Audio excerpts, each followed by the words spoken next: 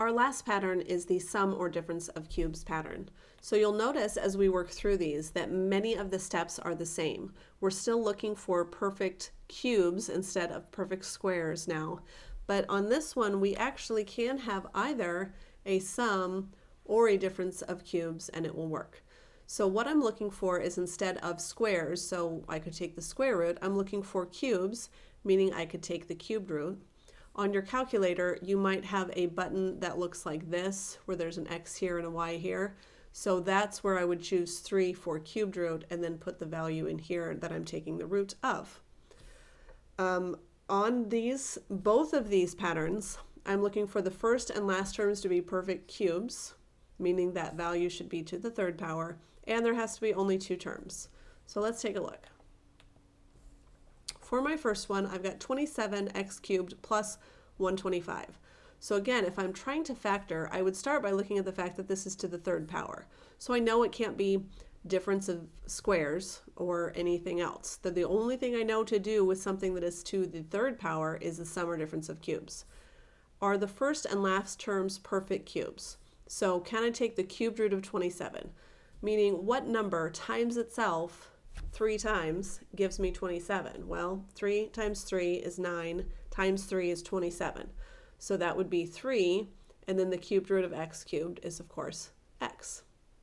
125, 5 times 5 is 25, times 5 is 125. So 5 is the cubed root of 125. There are only 2 terms, and they are being added. So all I'm going to do is I'm going to use a as 3x, and I'm going to use b as my 5, and I'm just going to plug them into this pattern. So my pattern says take a plus b, so 3x plus 5, then take a squared, so take 3x and square it to get 9x squared. Subtract the product a times b, so 3x times 5 is 15. I'm going to subtract that, 15x. And then add b squared. So b squared would be 5 squared, or 25. This is my factorization using the sum of cubes pattern. Let's try the next. My first term is a perfect cube because the cubed root is x. My second term is a perfect cube because the cubed root is 4. 4 times 4 is 16, times 4 is 64. And there's only 2 terms, they are being subtracted. So again, my a value is x, my b value is 4, and I'm just going to plug those into my pattern. So I'm going to take a minus b, which is x minus 4, and then I'm going to square a. I'm going to add this time a times b, and then I'm going to add b squared. So this is my factorization.